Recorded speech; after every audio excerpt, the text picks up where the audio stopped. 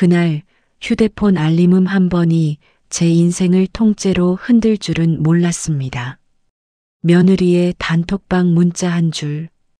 어머니는 그냥 두세요. 그 말이 우리 가족을 갈라놨습니다. 명절 전날 밤 반찬을 다 차려두고 앉아있던 저는 그 문장을 수십 번 곱씹었습니다. 그냥 두라니. 내가 뭘 그렇게 잘못했나? 제 이름은 김정순입니다. 올해로 68이 되었습니다. 남편 영수는 3년 전 심장이 약해져서 그만 저를 두고 먼저 떠났습니다. 그 사람이 가고 나서 이 집은 참 조용해졌습니다. 벽시계 초침 소리가 이렇게 크게 들리는 줄 몰랐습니다. 지금 저는 경기도 평택의 작은 빌라 2층에서 혼자 살고 있습니다. 방 2개짜리 작은 집이지만 저 혼자 쓰기엔 충분했습니다. 아들 준호는 서울 강남에서 IT 회사를 다닙니다. 며느리 유진이는 초등학교 교사입니다. 맞벌이로 애들 둘 키우느라 바쁜 사람입니다. 손주가 둘입니다. 초등학교 3학년 민서, 6살 된 지훈이. 명절 때마다 제가 음식을 준비했습니다. 그게 제 일이었고 제 기쁨이었습니다. 어머니 손맛 아니면 명절 같지가 않아요. 유진이가 늘 그렇게 말했습니다. 그 말 한마디가 얼마나 큰 힘이 되었는지 모릅니다. 추석이 일주일 앞으로 다가온 어느 수요일 오후였습니다. 저는 부엌에 서서 냉장고 문을 열고 닫기를 반복하고 있었습니다. 갈비찜을 할까 아니면 LA 갈비를 구울까? 저는 몇 가지나 부쳐야 할까? 손주들이 좋아하는 잡채도 준비해야 하고 머릿속으로 장볼 목록을 정리하다가 문득 허리가 뻐근했습니다. 아, 또 시작이네. 저는 슬그머니 손을 뒤로 돌려 허리를 주물렀습니다. 3년 전 남편 장례를 치르고 나서 허리 디스크가 왔습니다. 수술까지 했지만 요즘 날씨가 추워지니 또 쑤시기 시작했습니다. 하지만 아들한테는 말하지 않았습니다. 그 애가 걱정할까봐. 며느리한테도 말하지 않았습니다. 괜히 부담 주고 싶지 않았습니다. 저는 진통제 하나를 삼키고 장바구니를 들고 집을 나섰습니다. 평택 중앙시장은 제가 30년 넘게 다닌 곳입니다. 정육점 사장님은 제 얼굴만 봐도 아, 또 명절 준비하시네요 하며 웃으십니다. 채소가게 아주머니는 정순 씨, 이번엔 갈비 몇 근이에요? 하고 먼저 물어봅니다. 그날도 마찬가지였습니다. 갈비 3근만 주세요. 애들 먹을 거 생각하면 그 정도면 되겠죠? 요새 고기값이 장난 아닌데 며느리가 효도하네요. 네, 착한 애죠. 그렇게 대답은 했지만 사실 며느리가 돈을 준 적은 없었습니다. 아들이 가끔 10만 원씩 용돈을 보내주면 저는 그걸 꼬박꼬박 모아뒀다가 명절 장 보는데 썼습니다. 집에 돌아와 짐을 내려놓으니 오후 4시였습니다. 허리가 더 아팠습니다. 장바구니가 생각보다 무거웠나 봅니다. 저는 소파에 조심스럽게 앉아 허리를 천천히 펴고 구부리기를 반복했습니다. 물리치료사 선생님이 알려준 동작이었습니다. 하나, 둘, 셋. 숨을 들이마시고 내쉬고. 그때 휴대폰이 울렸습니다. 가족 단톡방에 며느리 유진이가 메시지를 올렸습니다. 어머니, 이번 추석에 아이들 학원 일정이 있어서요. 저희가 조금 늦게 갈 것 같아요. 저는 바로 답장을 했습니다. 괜찮아. 천천히 와. 음식은 미리 다 해놓. 어머니가 준비하시면 힘드실 텐데. 아니야, 괜찮아. 엄마가 하는 게 맛있잖아. 네, 그 짧은 대답 끝에 뭔가 깨름칙한 기운이 느껴졌습니다. 하지만 저는 대수롭지 않게 넘겼습니다. 추석 이틀 전인 토요일 저녁이었습니다. 저는 아침부터 부엌에 서 있었습니다. 갈비는 하루 전에 미리 삶아두는 게 맛있습니다. 핏물을 빼고 무와 양파를 넣어 푹 고아내면 국물이 진하고 깊은 맛이 납니다. 냄비 뚜껑을 열자 하얀 김이 모락모락 피어올랐습니다. 갈비가 익어가는 냄새. 그 냄새를 맡으면 왠지 마음이 놓였습니다. 이 정도면 애들이 좋아하겠지. 저는 국물을 한 숟가락 떠서 맛을 봤습니다. 조금 더 간장을 넣어야겠네. 저녁 8시쯤 갈비찜이 완성되었습니다. 윤기 나는 갈비 위로 깨가 송송 뿌려져 있었습니다.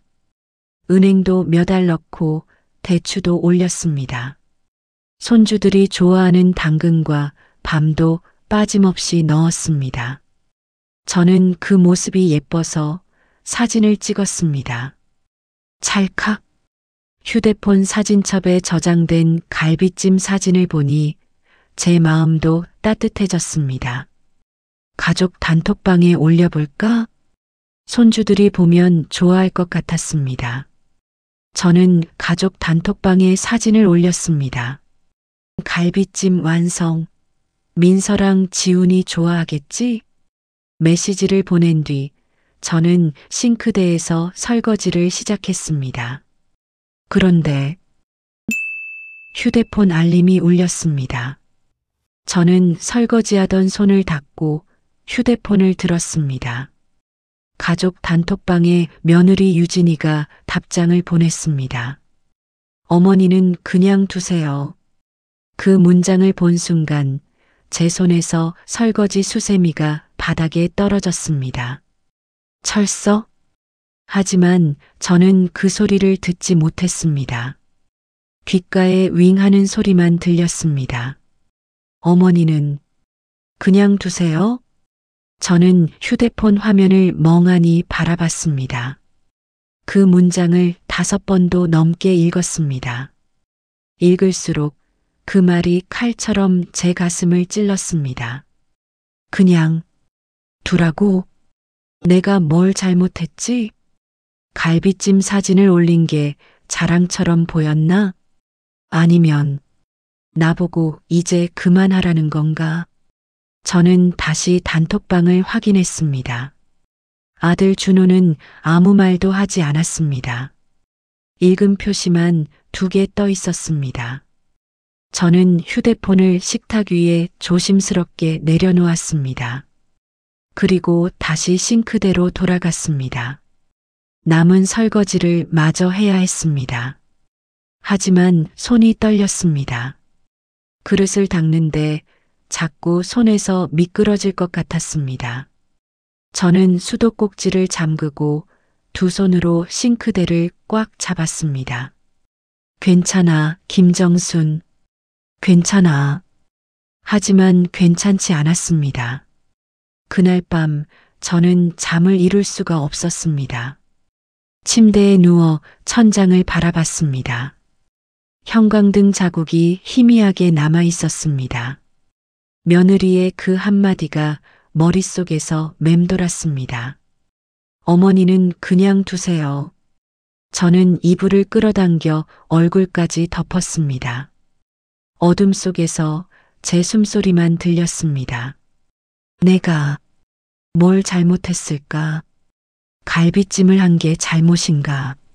아니면 내가 너무 나서는 시어머니였나? 저는 이불을 걷어내고 침대에서 일어났습니다. 거실로 나가 불을 켰습니다. 냉장고에서 물을 한 컵 따라 마셨습니다. 목이 말랐습니다. 물을 마시면서 저는 냉장고 문에 붙어 있는 가족 사진을 봤습니다. 작년 추석 때 찍은 사진이었습니다. 5명이 함께 웃고 있는 사진. 아들 준호와 며느리 유진, 손주 민서와 지훈이, 그리고 저. 그때는 모두가 웃고 있었습니다. 하지만 지금은 저는 그 사진을 가만히 들여다봤습니다. 며느리 유진이의 얼굴을. 그 애는 웃고 있었지만 눈가가 조금 굳어 있었습니다. 제가 그때는 몰랐습니다. 그 애가 억지로 웃고 있었다는 걸. 유진아, 너도 힘들었구나. 내가 몰랐어. 저는 물컵을 싱크대에 내려놓고 다시 침실로 돌아왔습니다. 침대에 누워 눈을 감았습니다. 하지만 잠은 오지 않았습니다. 이불 속에서 저는 작게 중얼거렸습니다. 미안해. 유진아. 다음 날 아침 눈을 떴을 때 이미 해가 높이 떠 있었습니다. 시계를 보니 오전 9시가 넘었습니다. 저는 보통 새벽 6시면 눈이 떠지는데 어젯밤 뒤척이다가 새벽 4시쯤 겨우 잠들었나 봅니다. 몸이 천근만근이었습니다. 특히 허리가 더 뻐근했습니다. 저는 침대에서 천천히 일어났습니다. 급하게 움직이면 허리에 통증이 오는 걸 잘 알고 있었습니다. 거실로 나오니 어젯밤 마신 물컵이 그대로 싱크대에 놓여 있었습니다. 냉장고 무늬 가족 사진도 그대로였습니다. 모든 게 어제와 똑같았습니다. 하지만 뭔가 달랐습니다. 집안 공기가 차가웠습니다. 저는 휴대폰을 들었습니다.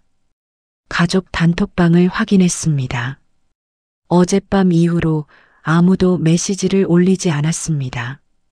제가 올린 갈비찜 사진, 그 아래 며느리의 짧은 한마디, 어머니는 그냥 두세요. 그게 마지막이었습니다. 내가 답장을 해야 하나? 뭐라고 써야 하지? 저는 여러 번 문자를 쓰려고 했습니다. 키패드를 열고 첫 글자를 누르고 지우고 그걸 반복했습니다. 결국 저는 아무 말도 보내지 못했습니다. 휴대폰을 식탁 위에 엎어놓고 주방으로 향했습니다. 점심때가 되어서도 단톡방은 조용했습니다. 저는 참다 결국 아들에게 전화를 걸었습니다. 신호음이 3번 울렸습니다. 길게 느껴졌습니다. 4번째 신호음이 울릴 때 아들이 받았습니다. 네, 엄마.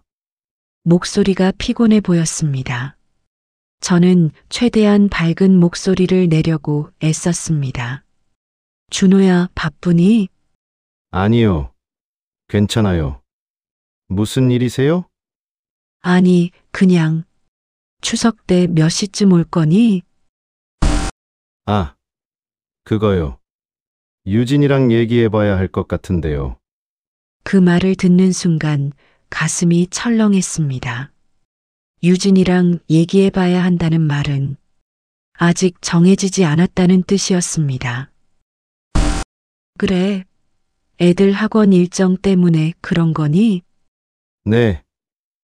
그것도 있고, 유진이가 요즘 좀 피곤해해서요. 아, 그렇구나. 그럼 천천히 와도 돼. 엄마가 음식 다 해놓을 테니까. 엄마, 그게, 아들이 말을 흐렸습니다. 뭔가 말하려다가 참는 것 같았습니다. 왜? 무슨 일 있니? 아니에요. 괜찮아요. 엄마, 저 회의 들어가야 해서요. 나중에 다시 전화 드릴게요. 그래, 알았어. 조심히 다니고. 네. 엄마도 건강하세요. 전화가 끊어졌습니다. 저는 휴대폰을 귓가에서 천천히 내렸습니다. 검은 화면에 제 얼굴이 희미하게 비쳤습니다. 주름진 얼굴, 흰머리 섞인 짧은 머리, 늙은 여자의 얼굴. 아들도 뭔가 알고 있는 것 같아. 유진이가 아들한테 뭐라고 했을까? 그날 오후 저는 부엌에 서 있었습니다. 냉장고 속에는 어제 만들어둔 갈비찜이 그대로 있었습니다. 원래 계획대로라면 오늘은 전을 부쳐야 했습니다. 파전, 동그랑땡, 생선전, 그리고 잡채도 만들고 나물도 무쳐야 했습니다. 하지만 저는 움직일 수가 없었습니다. 부엌 창문 너머로 해가 기울고 있었습니다. 오후 4시쯤 되었나 봅니다. 저는 식탁 의자에 앉았습니다. 허리를 펴려고 했지만 아팠습니다. 손을 뒤로 돌려 허리를 주물렀습니다. 아, 오늘따라 왜 이렇게 아프지? 그때 초인종이 울렸습니다. 저는 깜짝 놀라 고개를 들었습니다. 누가 왔을까? 문을 열자 옆집 박영자 씨가 서 있었습니다. 손에 밀폐 용기를 들고 있었습니다. 정순 씨, 오이 무침 좀 만들었는데 나눠 먹으려고요. 아이고, 고마워요. 들어오세요. 영자 씨는 슬리퍼를 신고 안으로 들어왔습니다. 저는 오이 무침을 받아 냉장고에 넣으며 말했습니다. 차라도 한잔하고 가세요. 에이, 됐어요. 바쁘실 텐데. 추석 준비하시느라. 아니에요. 별로 안 바빠요. 영자 씨가 제 얼굴을 가만히 쳐다봤습니다. 정순 씨, 얼굴이 안 좋아 보이는데. 어디 아파요? 아니에요. 괜찮아요. 에이, 무슨 소리. 얼굴이 하얘졌어요. 혹시 며느리랑 무슨 일 있어요? 그 질문을 듣는 순간 저는 움찔했습니다. 며느리랑 무슨 일 있냐는 질문. 영자 씨가 어떻게 알았을까? 무슨 소리예요? 아무 일도 없어요. 아니, 그게요. 며느리분이 요즘 속상해 하신다던데요. 저는 영자 씨를 똑바로 쳐다봤습니다. 누가 그래요? 아, 그게 아래층 김 여사님이 그러시더라고요. 며느리분이 학교에서 만났는데 시어머니 얘기하면서 좀 우시더래요. 그 말을 듣는 순간 세상이 무너지는 것 같았습니다. 며느리가 울었다고? 저 때문에? 내가 유진이를 울렸어? 내가 뭘 그렇게 잘못했길래? 저는 겨우 목소리를 냈습니다. 며느리가 뭐라고 했는데요? 자세히는 모르겠는데요. 시어머니가 요즘 자꾸 뭐라고 하신다면서요. 그래서 스트레스 받는다고. 더 이상 듣고 싶지 않았습니다. 저는 억지로 웃으며 말했습니다. 아, 그래요? 저는 잘 모르겠네요. 아마 오해가 있나 봐요. 정순 씨, 괜찮으세요? 얼굴이 정말 안 좋아 보이는데. 네, 괜찮아요. 그런데 영자 씨, 저 좀 누워야 할 것 같아요. 미안해요.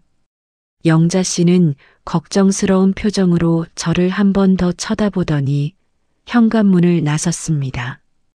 그럼 쉬세요. 몸 안 좋으면 병원 가세요. 네, 고마워요. 문을 닫는 순간 저는 그대로 주저앉았습니다. 현관 바닥에 찬 바닥이었지만 느껴지지 않았습니다. 머릿속이 하얘졌습니다. 며느리가 동네 사람들한테 그런 얘기를 했어. 내가 자꾸 뭐라고 한다고. 내가 언제 뭐라고 했지? 갈비찜 사진 올린 게 그렇게 잘못이었나? 저는 고개를 들어 천장을 봤습니다. 형광등이 희미하게 깜빡이고 있었습니다. 눈물이 날 것 같았지만 참았습니다. 울면 안 된다고 생각했습니다. 시어머니가 울면 그게 더 부담이 되겠지. 저녁이 되었습니다. 해가 지고 집안이 어두워졌습니다. 저는 거실 불을 켜지 않았습니다. 어둠 속에 그냥 앉아 있었습니다. 소파에 휴대폰이 몇 번 울렸습니다. 하지만 저는 확인하지 않았습니다. 배가 고팠지만 먹고 싶지 않았습니다. 목이 말랐지만 물을 마시러 일어나고 싶지 않았습니다. 그냥 이대로 앉아 있고 싶었습니다. 나는 정말 부담스러운 시어머니였구나. 내가 사랑한다고 생각했던 게 그 애한텐 짐이었구나. 내가 틀렸어. 그 생각이 들자 눈물이 났습니다. 참으려고 했지만 결국 흘러내렸습니다. 뺨을 타고 턱까지. 저는 손으로 얼굴을 가렸습니다. 소리내서 울지 않으려고. 하지만 어깨가 떨렸습니다. 한참을 울고 나니 마음이 조금 진정되었습니다. 저는 티슈로 눈물을 닦고 코를 풀었습니다. 그리고 다짐했습니다. 이제 먼저 연락하지 말자. 먼저 찾는 사람만 상처받는 거야. 며느리가 원하는 게 그거라면 나는 그냥 조용히 있어야겠어. 추석 당일 아침이었습니다. 저는 새벽 5시에 눈을 떴습니다. 몸은 피곤했지만 더 이상 잠이 오지 않았습니다. 창밖은 아직 어두웠습니다. 하지만 멀리서 몇몇 집의 불빛이 보였습니다. 다들 명절 음식을 준비하고 있겠죠. 예년 같았으면 저도 지금쯤 부엌에서 전을 부치고 있을 시간입니다. 하지만 오늘은 달랐습니다. 저는 부엌으로 가지 않았습니다. 소파에 앉아 텔레비전 리모컨을 들었습니다. 화면에 불을 켰습니다. 아침 뉴스가 나오고 있었습니다. 앵커가 무슨 말을 하는지 하나도 들리지 않았습니다. 그냥 화면만 멍하니 바라봤습니다. 1시간쯤 지났을까요? 해가 떠올랐습니다. 거실로 햇살이 들어왔습니다. 따뜻한 빛이었지만 제 마음은 차가웠습니다. 배가 고팠습니다. 저는 부엌으로 가서 냉장고를 열었습니다. 냉장고 속에는 음식이 가득했습니다. 이틀 전에 만든 갈비찜, 밀폐용기에 담긴 각종 나물들, 어제 영자 씨가 가져다 준 오이 무침. 저는 갈비찜통을 꺼냈습니다. 뚜껑을 열었습니다. 갈비 위로 기름이 하얗게 굳어 있었습니다.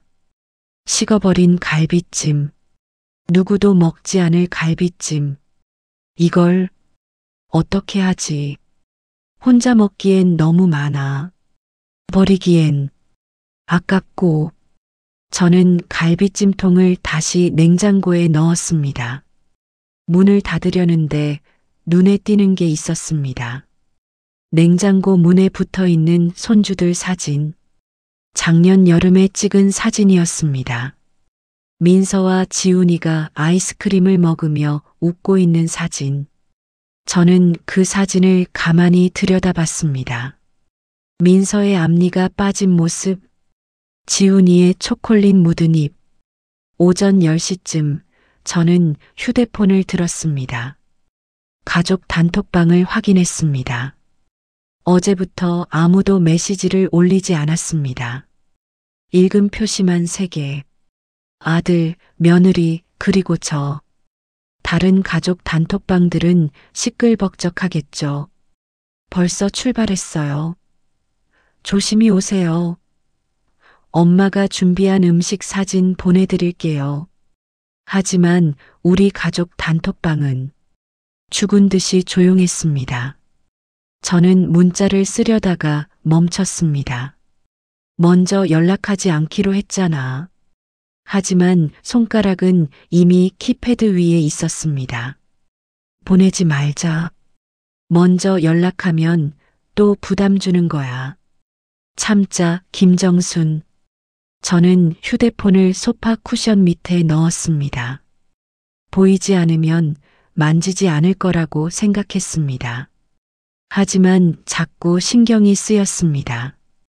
혹시 아들이 연락하지 않았을까? 혹시 며느리가 뭐라고 하지 않았을까? 1시간 뒤 저는 결국 휴대폰을 다시 꺼냈습니다. 화면을 켰습니다. 알림이 하나도 없었습니다. 점심때가 되었습니다. 저는 냉장고에서 갈비찜을 다시 꺼냈습니다. 전자레인지에 데웠습니다. 3분이 지나고 띵 소리가 울렸습니다. 저는 갈비찜을 작은 접시에 덜어 상에 놓았습니다. 밥도 한 공기 퍼서 놓았습니다. 김치도 조금 꺼냈습니다. 혼자 먹는 명절 밥상. 젓가락을 들었습니다. 갈비 한 점을 집어 입에 넣었습니다. 부드러웠습니다. 간도 잘 맞았습니다. 제가 만든 것 중에 가장 잘 된 갈비찜이었습니다. 하지만 맛이 없었습니다. 씹을수록 목이 메었습니다. 밥을 한 숟가락 떠서 입에 넣었습니다. 삼키기가 힘들었습니다. 이걸 누구랑 먹으려고 만들었더라. 아, 가족이랑 먹으려고. 그런데 가족이 없네. 저는 젓가락을 내려놓았습니다. 더 이상 먹을 수가 없었습니다. 밥상을 그대로 두고 소파로 갔습니다. 누웠습니다. 천장을 봤습니다. 눈물이 날 것 같았지만 이번엔 나오지 않았습니다. 이미 어제 다 울어버렸나 봅니다. 그냥 허공을 바라봤습니다. 시계 초침 소리만 똑딱똑딱 들렸습니다. 오후 2시쯤 복도에서 소리가 들렸습니다. 아이들 웃음소리, 어른들 이야기하는 소리, 누군가 명절 인사를 나누는 소리. 저는 소파에서 일어나 현관문 쪽으로 갔습니다. 문구멍으로 밖을 내다봤습니다. 옆집 문이 열려 있었습니다. 영자 씨네 집이었습니다. 영자 씨의 딸 가족이 온 것 같았습니다. 손자들이 복도를 뛰어다니고 있었습니다. 할머니, 세배하러 왔어요. 아이의 밝은 목소리, 어머, 우리 손주들. 어서 와. 영자 씨의 웃음소리. 저는 문구멍에서 눈을 떼고 뒤로 물러났습니다. 가슴이 답답했습니다. 숨이 막히는 것 같았습니다. 저는 거실 창문을 열었습니다. 찬 바람이 들어왔습니다. 왜 남의 집 소리가 이렇게 크게 들리지? 왜 남의 집 웃음소리가 이렇게 부럽지? 나도 저렇게 웃고 싶은데. 창가에 서서 저는 생각했습니다. 내가 뭘 잘못한 걸까? 처음부터 다시 생각해 봤습니다. 며느리 유진이와 저는 처음부터 나쁘지 않았습니다. 아들이 그 애를 처음 집에 데려왔을 때 저는 마음에 들었습니다. 차분하고 예의 바른 아이였습니다. 선생님이라는 직업도 좋았습니다. 무엇보다 아들을 보는 눈빛이 따뜻했습니다. 결혼하고 나서도 유진이는 잘해줬습니다. 명절 때마다 저를 도와줬고 손주들이 태어난 뒤로는 자주 사진을 보내줬습니다. 어머니, 민서가 할머니 보고 싶대요. 어머니, 지훈이가 또 할머니 이야기해요. 그런 문자를 받을 때마다 저는 행복했습니다. 그런데 언제부터였을까요? 유진이의 문자가 조금씩 짧아지기 시작했습니다. 전화도 뜸해졌습니다. 저는 그게 바빠서 그런 거라고 생각했습니다. 맞벌이하고 아이 둘 키우면 얼마나 힘들겠어요. 이해한다고 생각했습니다. 그런데 진짜 이해했던 걸까? 아니면 그냥 모른 척 했던 걸까? 유진이가 힘들어하는 걸 나도 알고 있었던 건 아닐까?